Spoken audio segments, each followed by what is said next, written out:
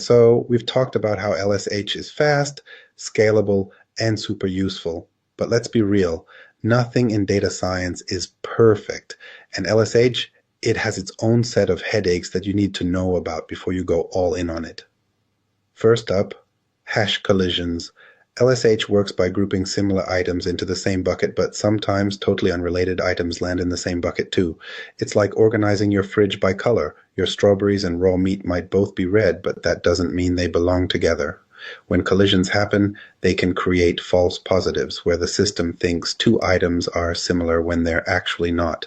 Then there's high-dimensional data. LSH works great in lower dimensions, but as soon as you start dealing with crazy complex data sets like genetic sequences, 3D models, or certain types of deep learning embeddings, things start falling apart. The problem is something called the curse of dimensionality. As dimensions increase, data points become more spread out, and defining similarity gets, well, weird. Suddenly, what used to be close in lower dimensions isn't so close anymore, making LSH way less effective. And let's not forget parameter tuning. LSH isn't a plug-and-play magic trick.